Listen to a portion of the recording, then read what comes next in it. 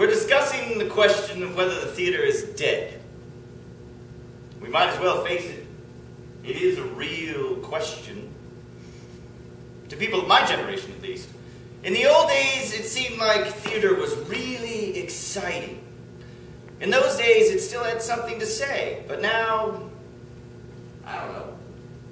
We're all watching video. I believe human beings have changed. They've evolved.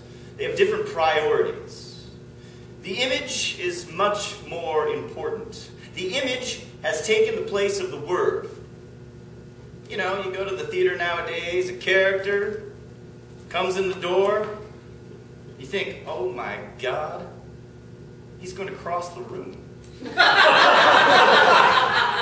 Jump cut, for Christ's sakes. Just jump cut. And the next thing, oh Christ, you just know it. The bastard is going to sit down and talk. And it's so slow.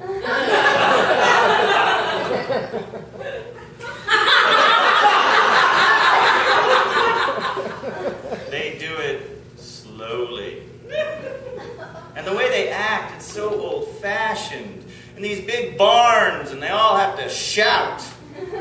Why don't we admit it? It's been superseded. It had its moment, but its moment has gone. So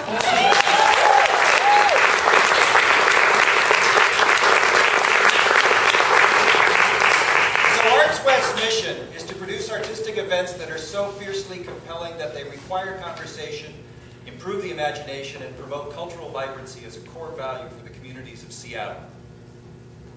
Why we do what we do is very specific. It is, we don't just do good plays, or plays that we think are cool.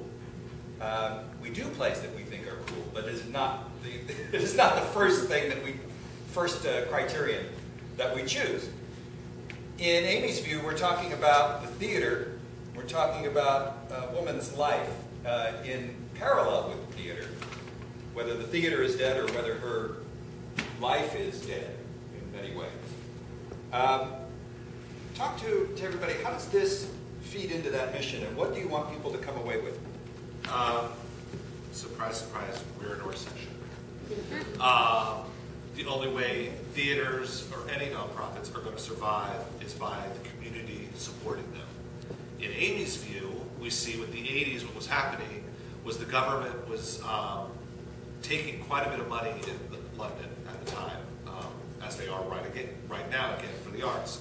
And it created a crunch for ISME. In fact, there was a point, because she's invested in Lloyd's Bank, where she was actually responsible for paying back debts because of tornadoes and airplane crashes, because that's how the British system worked. If you invested in Lloyd's, if a natural disaster happened at one of your areas, then you were responsible for paying for that natural disaster.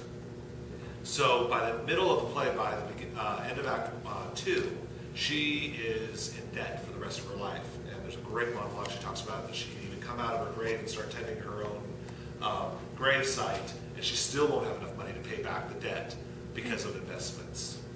It's the same thing with the theater. Unless you get that community buy-in, unless you get those people to help pay for the theater, to pay for orchestras, to pay for ballets, there is no investment, which is the parallel between ISME's life and the theater. That's why I think ArtsWest needed to do this play now. This has been on my list since I saw it with Judi Dench, and I just recently saw it with Felicity Kendall in London 2 years ago.